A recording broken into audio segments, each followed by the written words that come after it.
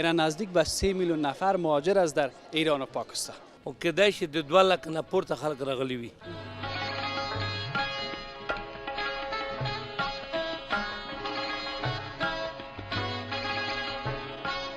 رویش چه رقم بود؟ ام رویشان که وقت میگیرن یک مهاجر روان میکنن هر جگه چې پوسونه لګیدلي پولیسان دي ورور افغانان په عذابي سیاسر وسره گاډو تخېږي سیاسر سړی راکوزي او پیسې ته اخلي ته خادي کې بمبر مامي ده ځای خو بس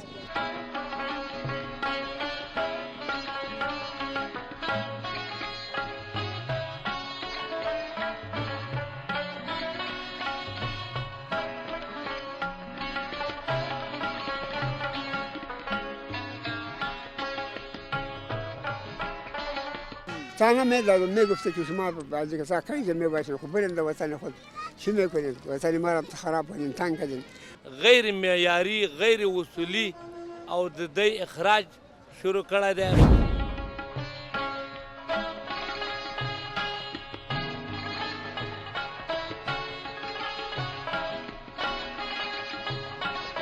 مرحله ثبت رقمی است، یعنی کسایی که استاده است همشان ها. بعد سرش که شافا غلطاندم چیز میکنیم سرش ازش میبریم او اینا را بندی میکنیم. چې کوم کسان رسمي کارتونه لري نو دوی ته امني نقدي پیسې ورکړي دلته.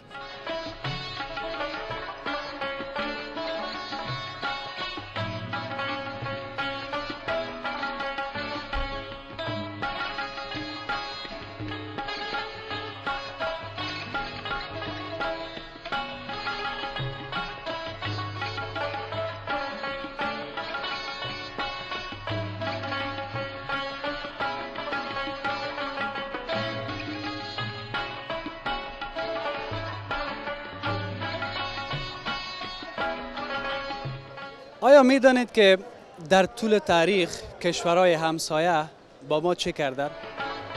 با ما چگونه ارتباط داشتن؟ متاسفانه که ارتباط خوب نداشتیم در کل از دو طرف. بنابراین که منافع ملیشان تقویت کردن، چه شرایطی که بالای وطن ما نامد در گذشته و اینمی موضوعات باعث شد که خیلی از هموطنان ما در کشورهای همسایه به خصوص ایران و پاکستان مهاجر شوند. اینا نزدیک به 3 میلیون نفر مهاجر است در ایران و پاکستان. اما یک مقداری گپا به ما هم برمیگردن. از گذشته تا به حال ما یکی دیگه خود را قبول نکردیم، یکی دیگه خود را نپذیرفتیم. یک تعداد گفت که منم، یک تعداد دیگه گفت منم. من پشتون بودم، تاجیک قبول نکردم، تاجیک پشتون قبول نکرد. صدقه خداوندش هم تا چه زمان ما زنده باشیم در این ملک این مشکلات را ببینیم. از نیروی جوان ما استفاده شد. تاجرای ما که در همونجا هستن که حالا دیگه نباید همونجا باشد، بیاین دیگه به وطنشان سرمایه گذاری بکنن. بس از دیگه مهاجرین ما را جواب داد. حالا گفته میشه که 1.7 میلیون مهاجر در پاکستان است که در این شب و روز کم و بیش 2 لک 2.5 لک مهاجر اخراج کردن از پاکستان. این بود درد دل ما. خیلی معذرت میخواهیم که ما سلام کلامم در اول گزارش فراموش میشد. اما آمدن ما به ترخم که شما در پشت سر تصویر میبینین که مرز افغانستان و پاکستان از در عمیق قسمت، ما هم نخواستیم که بیشتر بریم، گفتیم گپای خود را اینجا شروع میکنیم. آمدن ما به چند دلیل است. آنچه که مسلک ما ایجاب میکنه، آنچه که به عنوان یک گزارشگر هستیم آمدیم دیگه این رو سر ما آمده و ما هم آمدیم که همین مشکلات مهاجرین را که اخراج شده از پاکستان به تصویر بکشیم. نهادهای بین المللی، تاجرای ملی ما که داخل افغانستان هستند، بیرون از افغانستان هست، همین وقتش است.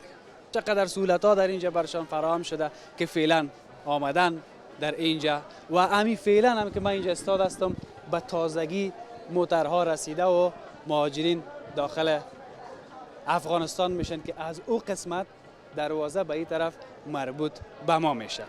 در پهلوی از این امی ازدحام هم باعث شده که خیلی موترهایی که اینجا خب مسئله تجارت هم از راه ترانزیتی هم از شما خبر دارین. یک روز ایمی دروازه بسته شد، چقدر ما جگرخون شدیم، ناراحت شدیم. در این طرف هم موترها منتظر هستند که برن. اینی یگانه مشکل است که پیاز که میبینین چند روز که اینجا باشه امی هم خراب میشه.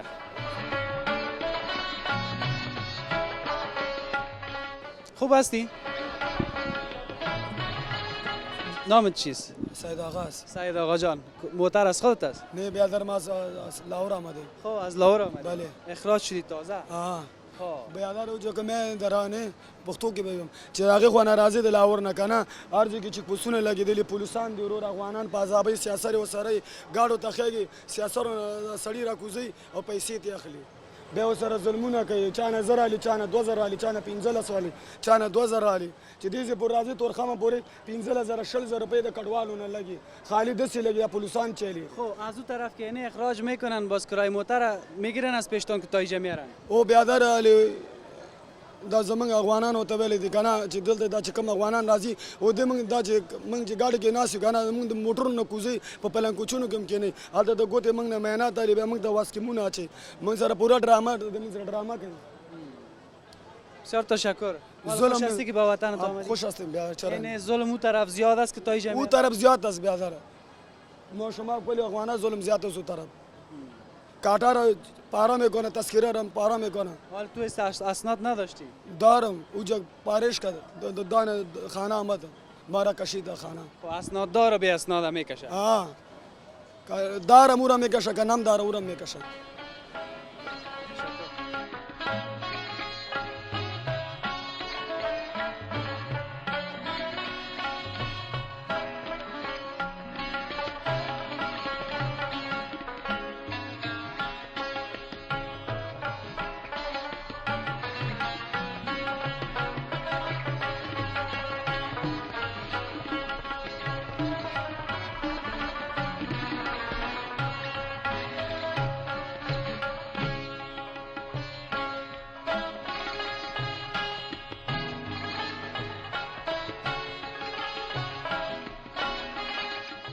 ای کاکای من تازه از پاکستان اخراج شده اینمی در ترخم اینمی دقیقه رسیده. کاکا نام چی است؟ نام ما علیم خان. کاکا علیم خان. چند سال پیش پاکستان رفته بودی؟ یارا 10 سال بود یا 11 سال بود. 10 سال 11 سال. به خاطر چی رفته بودی پاکستان؟ والله با غریبی رفته بودم او میگفت که کلش مال دوزی کرد بدن دادن گوی برید دیگه جای شما خود بدن برید. خب در 11 سال تو نمیگفت که شما برین به کشورتان؟ کی؟ پاکستان. اول نگفت آلی شروع کرده. خب حال نو شروع کرده. خب از کدام ولایت افغانستان؟ لغمان. خب در لغمان زندگی میکنی؟ زندگی میکنم. کار و بار دیگه در منطقه نبود ها 11 سال؟ نه پیشون نبود. خب فامیلم برده بودی؟ فامیلم برده بودم. خب اینا امی خودت چه رقم اخراج کرد؟ از کجا گرفته؟ رویش چه رقم بود؟ ام رویشان که وقتی میگیرن یک مهاجر روان میکنن. یالا دیگه گفت که بری نگاه کس که کارت داره دایجه باشه دیگه نفر کلش بره و کبی کارت کس جان کار کردن نمیتونه میره بخیر با خانه موری. این تو هیچ کارت مار چیزی نداشتی اصلا؟ نه. کارت کسایی که کارت داشت بازواره میمون. والا خب معلوم نیست یک وقت داده بود که چند وقت دایجه باشه شما بعد مان میری. حالا خوش هستی که آمدی به وطنت یا نه؟ خوش هستم خالی که بمبرم امیده جای خوب است. یعنی که دیگه اوجا بدات نمیخوره؟ نه. صحیح. خوش شکر که در وطن هستی. بالکل. حالا برای مردم چی گفتنی داری؟ یه به خاطر آمدم دایجه بری هر چیز که چه گفتنی داریم دیگه چیز که میته خود دیگه خوب بهتر اگر نبیته چه چیز نیست.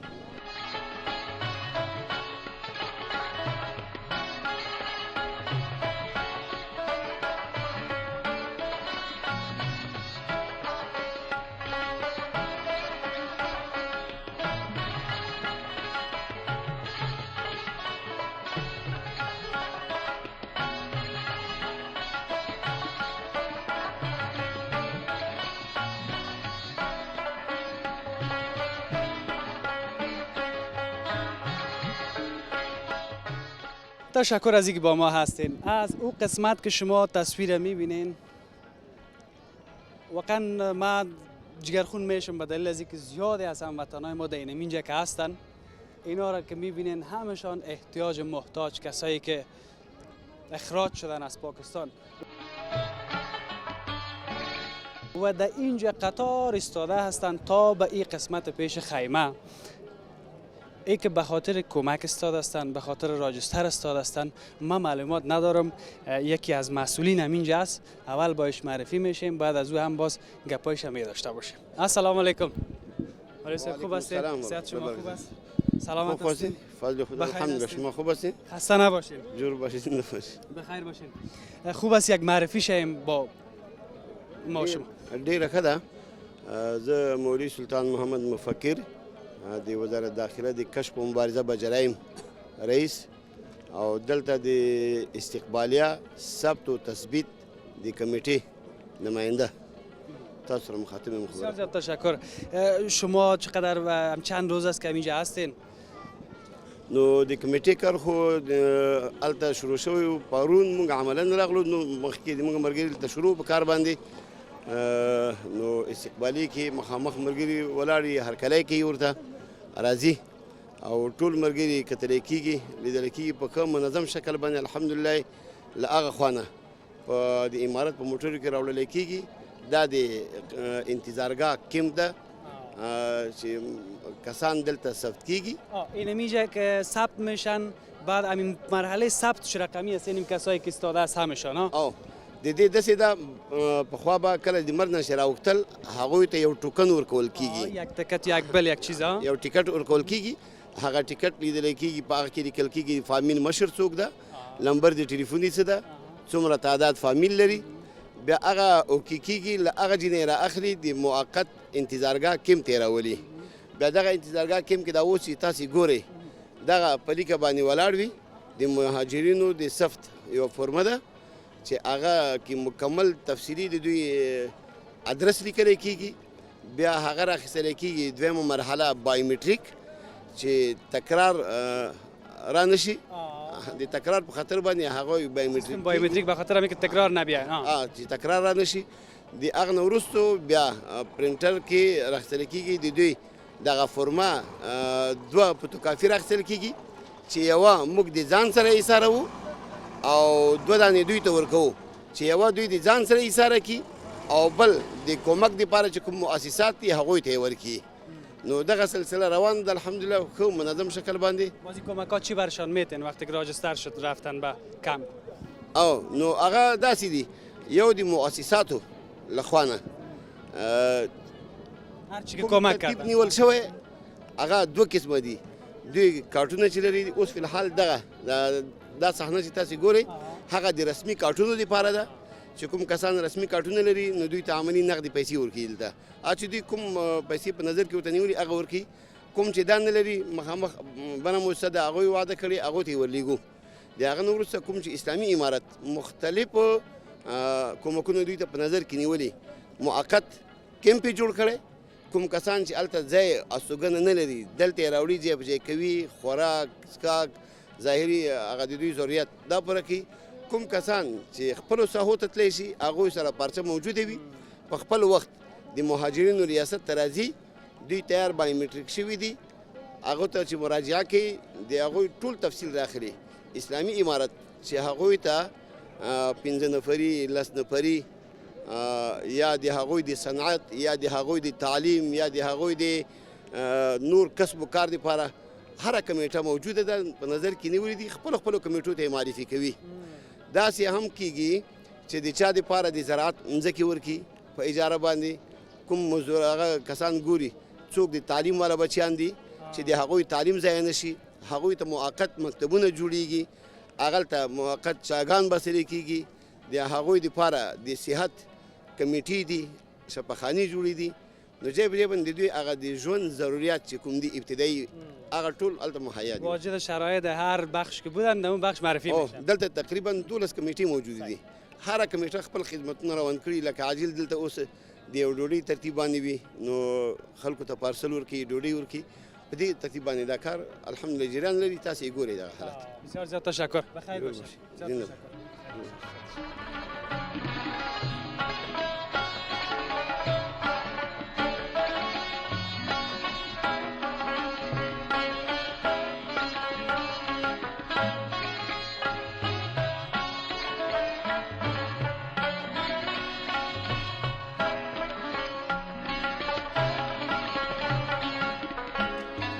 کاکای یک دقیقه کتمه درد دل کرد، باز ما گفتم بیاییم که میگه پایش با شما هم شریک بسازیم.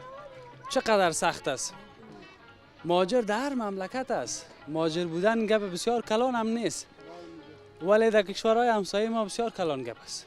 مشکلات بسیار زیاد است. کاکای نامت برام بگو. نامت؟ نام عبدالرحمن. کاکا عبدالرحمن.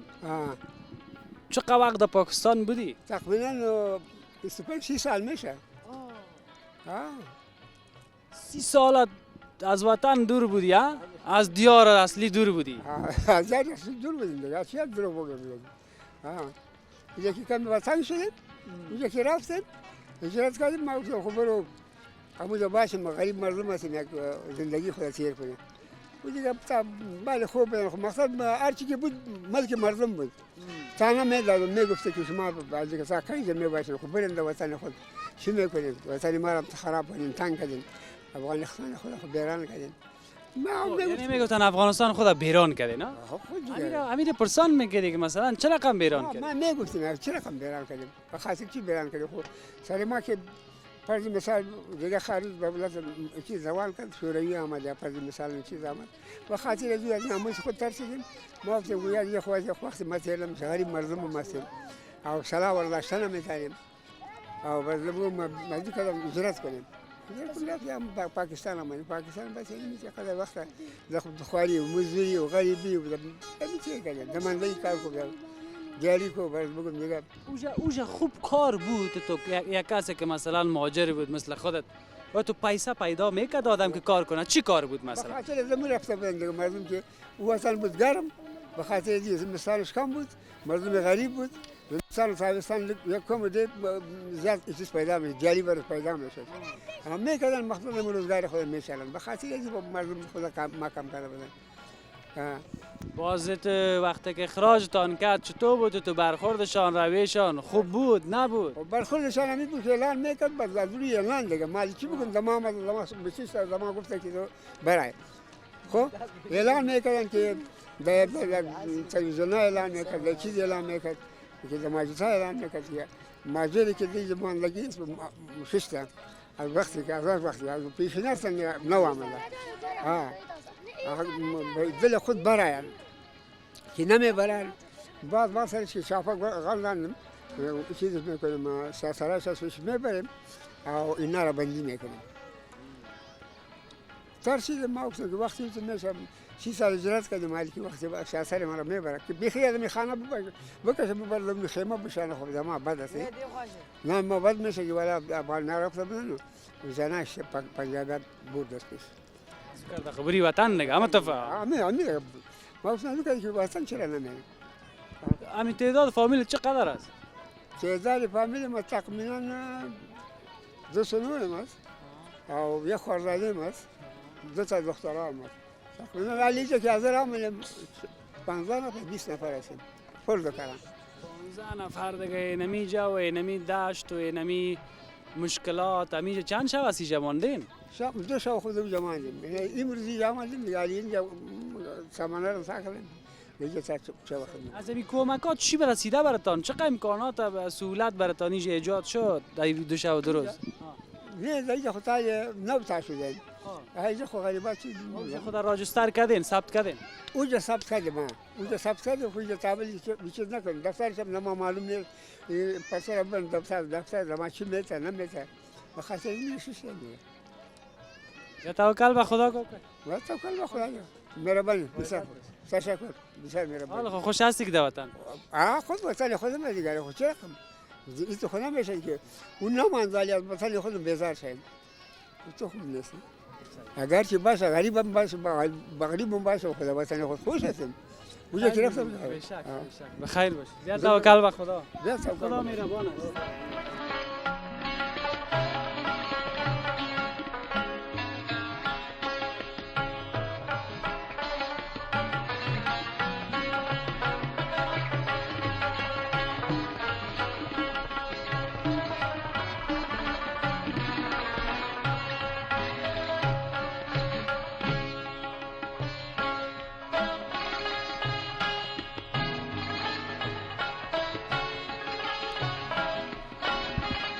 قندولک این دیگه چی میفهمه که چی گپ شده و چی نشده و مهاجر کیست، مهاجر چیست، زندگی چیست.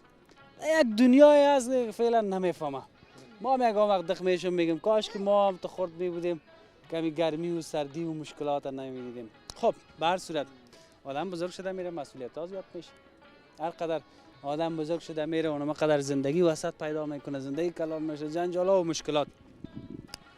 خودت خوب است؟ شکر جانه الحمدلله. که جور شکر الحمدلله. از اینجا رفته بودم امی نام تبرم بگو. نام عبدالکریم است. عبدالکریم جان فارسی را بلد هستی؟ فارسی بلد هستم دیگه. زیاد وقت پاکستان تیر کرده بودم لیکن فارسی ما لیکن پنجابی میبره. زیاد پنجابی یاد گرفتی؟ زیاد پنجابی یاد گرفتم. چند سال بودی اونجا؟ تقریبا عمر ما در اینجا تیر کرده بود لیکن اینجا آمده بودم لیکن بیماری داشتم مثلا رفته بودم زنم و دلش بیمار شدی رفته بودم. ولی به خاطر خود تکلیف خانمت رفته بودی یا مهاجر شده بودی اینجا زندگی میکردی؟ نه خانم تکلیف رفته بودم. خب به خاطر تکلیف خانمت؟ حالا خوب شده؟ خوب که شده خوب نشده بی او دوای میخورم. خب دوا میخور. حالا تو خب به خاطر تکلیف خانمت رفته بودی خیلی چطور تو را کشید پس؟ خانمت کارت بداشت لیکن پسندگی پیشکی نیست. و کارت بی و قطعزیه و قبول نکرد. کارت شفاخانه را داشت؟ قبول نکرد. قبول نکرد. تو را گفتن برو مهاجر هستی؟ مهاجر هستی. کسای دیگه که وقت خوش زندگی کرده بود مهاجر بود تو آره که جواب داد تو را هم کشید؟ کشیده بود. اگر بغیر کار داشته باشیم اس که برده بود. یعنی کسی که اسناد داره یا نداره هر دوش میکشه؟ هر دوش میکشه. یعنی که بفهم افغانیست دیگه میگه برای وطنش برای. این چیت میشه؟ نه چطور میشه؟ چطور میشه افغانستان خوش است دیگه. نه ما دیگه چیز گفتم دخترک است؟ دخترکم است. چند تا اولاد داری؟ 5 تا دارم. تا کجا بودی که گرفتت؟ پلیس گرفتت یا که مکان کرایدار است دیگه.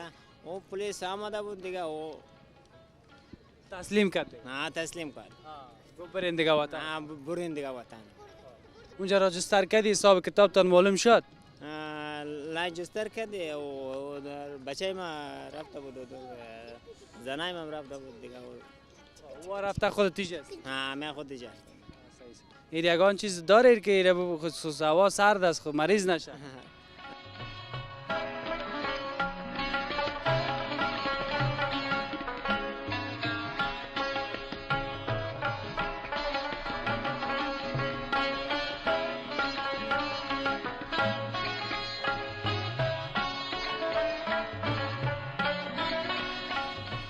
تشکر از اینکه تا این لحظه بیننده گزارش ما هستین. ما به داخل خیمه هستم و در کنارم هم الحاج خلیل الرحمن سرپرست وزارت مهاجرین یا هم بگوییم وزیر صاحب مهاجرین در کنار ما هست. سوالا خیلی زیاد است اما وزیر صاحب هم وقت بسیار کم دارن به دلیل از اینکه اینجا با نهادهای خیریه و نهادهایی که اینجا میان کمک میکنن هر دقیقه جلسات دارن به خاطر از اینکه مردمشان کمک بکنن. بیایم اولین سوالی که ما از وزیر صاحب میپرسم که از 1.7 میلیون مهاجری که در پاکستان بود تا به حال اگر دقیق نبود تخمینیش بگوین وزیر صاحب که چقدر مهاجر که در اونجا غیر قانونی بوده اخراج شده تا به حال از پاکستان. بسم الله الرحمن الرحیم. اول تاسو د تاسو ټول ټیم او ټول افغانان ورونو ته زه سلام کوم. بعد سلام نه نن چې موږ کوم د ټولې بندرو یا پرجي کرخنه معلومات لري امکان لري په دا میاشت کې چې کله د اعلان شوی دی چې پاکستان کې د مهاجرین غیر قانوني خلق یا د پاکستان اخراج پروسه روانه شوې ده او کېدای شي د 2 لک نه پورته خلک راغلي وي تخمینا او ټول موجوده دقیق شماره موږ سره نشته او کوشش کوي چې د نه وروسته ټول تصفیه او تثبیت ټولې بندرو موږ وکړو. متاسفانه چې هلته د اوس د مختلفو بندرونو نه او د غیر قانوني لار نه هم ډېر راوښتي دي او د ډېر مجبورۍ په خاطر نه. نو دې وجې نه کاره شمېره فلحال نه لرو، خو انشاءالله آینده به موږ دا کوشش کوو چې په ټولو بندرو او په ټولې سرحدونو کې موږ کاره شمېره ولرو او بیا به انشاءالله راتلونکي ملت را او رسانه را شریک. بسیار تشکر. وزیر صاحب شما خودتان چند روز است اینجا هستین در کنار مردمتان، کسایی که اخراج شدن، همین مهاجرینی که از پاکستان در اینجا در تورخم هستن؟ نو الحمدلله ما سره او موږ سره د ټول امارت اسلامي په سطحه یو قوي ټیم چې د 12 کمیټۍ یا د کمیسیونونو مشتمل دی او د 11 غړي او رهبري لري او په سر کې یې د ټولو نه لومړی د اړوند وزارتي ټول وزیران صاحبان، رئیس صاحبان او داخله او خارجه او خصوصا استخبارات او د دفاع وزارت اړوند ارګانونه ټول موږ سره موجود دي او ټول خپل ارګانیز مشران ته وظیفه سپارل شوي دي او موږ تقریبا نن درېیمه ورځ ده چې موږ دلته الحمدلله د دوی د ثبت پروسه، د انتقال پروسه، لومړنۍ خدمات، د خوراک څښاک او د صحت د ټول تصمیم او پروګرام جوړ شوی دی. هر کمیسیون خپل هر کمیټې خپل کار باندې شروع کړی دو. الحمدلله چې اوس ورځ تر بله دا پروسه نور هم غنی کیږي او ښه په شفافیت روانه ده. بسیار تشکر. گپ خوبی است که خیمه است، مواد خوراکی است، یعنی از این قسمت ها دل ما باید جمع باشه دیگه. از زبان وزیر صاحب شنیدیم. همین مهاجرین که اخراج کردن وزیر صاحب چقدر مطابق به اصول قانون بوده؟ شما در جریان هستین که اینجا وقتی به شما تسلیم میکنن مهاجرین را در تورخم؟ او دا بهتره که زه تاسو ته په دې باره کې ووایم که نه ووایم، نړیوال ټول په دې خبر دي چې د ټولې اسلامي اصول او یا د نړیوال هغه چې ځان ته بشرپال بشردوست وایي او بشري انساني حقوق وایي او حقوقپال ورته وایي او یا ملل متحد جنیوا کمیسیون څومره اصول په دنیا کې او نړیوال غوره کړي دي، جوړ کړي دي، دغه ټولې خلاف تاسو وینئ چې دلته په زرګونو نه په لکونو خلک غیر معیاري، غیر اصولي او د دوی اخراج شروع کړی دی. مخکې د دې نه چې دوی یوه میاشت وخت ورکو اکتوبر، خو متاسفانه د اعلان سره اکتوبر پوره نه و، د اعلان سره سم د خلکو ایستل، اخراجول، نیول، شلل هغه ورځ نه شروع دي او تاسو په دې بهتر ټوله نړۍ خبره ده او په دې باید سترګې پټه نه شي او دا تاسو ګورئ چې ورځ تر بله زیاتېږي. هغه ورځ نه چې کله د اعلان کړی دی نو دا نړۍ جریان لري او دا چې څومره به پای ته ورسیږي او کله به پای ته رسیږي نو دا به آینده ګوري انشاءالله. چقدر نهادهای خیریه تا به حال همکاری کردن، تجارای ما همکاری کردن در قسمت کمک، قسمت مواد اولیه که ضرور است اینجا؟ په دې باب الحمدلله دومره ولی شم چې ځینې مؤسسات یا خیریه بنسټونه پوره امکانات و اندازه باندې چې د دې واسطه کومکونه څه کړي دي، خو متاسفانه هغه خیریه بنسټونه چا مسؤل دي او هغه نړیوال بشردوست هیوادونه یا ملل متحد او چې دوی ځان ته وایي چې موږ د ټولو انسانانو سره یا د ټولو مهاجرینو سره کومک کوي، یا د نشت برابر دي. هغه څه چې دوی ته پکار وي چې دوی راوړاندې شوي وای، پوره مرستې کړې وای، متاسفانه هغه مرستې نه کیږي او دلته ډېر زیات خلک هغه خلک چې کارډ نه لري، غیر رجسټر دي او ډېر محدود کسان ته دوی هغه مواد یا هغه پیسې ورکولی کیږي کریا چې هغه د دوی د اصولو برابر وي او متاسفانه تاسو وینئ چې د نړیوالو د رجسټر یا د معیار مطابق هغه مهاجرین چې په پاکستان کې کلونه یې تېر کړي دي په سل کې یې 80% غیر رجسټر دي، نو هغه هېڅ قسم د دغه مواد نه اکثره محروم دي. هغې داسې خلک هم شته چې کارډونه یې هلته پرې کړي دي، شلولي دي، کارټونه یې ترې اخیستي دي او سرپرست کور د خاندان بندیان دي او یا نیم کورونه یې نیم فامیل افغانستان ته اړولی، نیم یې په لاره دی، نیم یې پاته دی، نیم بندیان دي. نو هغه اصولو مطابق چې د دوی د قوانین اسرا او د مرستې حق وګرځي نو دلته د دی هغه وسله سره دغه مهاجر نه راغلی دي نه باینده راشي نو د وجه نه چون متاسفانه چې هغه د عامه مرسته نه چې دی مستحق دي او دی ته باید ورکړی شي نو دی محروم دي اوس هم او آینده هم کیدای شي دا پروسه مشکلات ولري نو دی نه توقع دا ده چې مطلق مهاجر هر افغان په هر نامنده کا مسافر وي کا غریب وي کا مهاجر وي هغه که قیدي وي که په هر قسم وي نو دا انساني حقوق د وجه نه او د نړیوالو حقوقو نه نو دی باید دلته د دغه موجوده ټول حقوق نه او د مرسته نه د نقد امکانات نه باید مستفید شي د کومک وکړي. چند روز دیگه اینجا میمونن این مهاجرین؟ مونږ غواړو دلته انشاءالله دلته دا هغه پنډغالی یا هغه تمځای دی چې مونږ لومړنۍ د دی د ثبت تصفیه او انتقال پروسه به د دې کې نه کېږي نور به انشاءالله په نورو ولایتو کې د دی د دایمي ستوګن یا د ستوګنو دپاره به ټول اولیا پروګرامونه هلته که د معیشت دی که د روزګار دی او که د تعلیم دی که د علاج دی او که د دې د ستوګنځۍ د آبادۍ کورونه دي هغه دپاره مستقل کمیسیونونه موږ ټاکلي دي انشاءالله هر یو په خپل بخش کې کار کوي دا به انشاءالله خپل ولایتي در چند ثانیه بگوین وقت شما را هم نمیگیریم که این مسئله مکتب چون زیاد تشویش است این مکتب کسایی که در اوجه مکتب خواندن دیگه و مان دیگه چند سال کوجه خواندن در پاکستان مکتبایشان اونجا مان فعلا در اینجا کدام تصمیم دانوز یا صحبت شده نشده گرفته الحمدلله دیگه دپاره موږ یو کمیسیون ټاکلی دی د هغه کمیسیون وظیفه دا ده هر هغه څوک چې په کوم تعلیم باندې هلته دی حاصل کړی دی باقي پاته دی د هغه اسناد مطابق به انشاءالله دی ته په ټولو بخشونو کې په هر ولایت کې په هر ولسوالۍ کې به انشاءالله د ټول نه لومړی د دی د تعلیم او د دی د صحت د دی د روزګار دپاره موږ تصمیم ولی دی او دی به انشاءالله هغه ته معرفي کېږي پوره به موږ ډاډ ورکوي همکاري ورسره کوو انشاءالله چې دی به د تعلیم نه محرومیږي. بسیار زیاد تشکر. انشاءالله.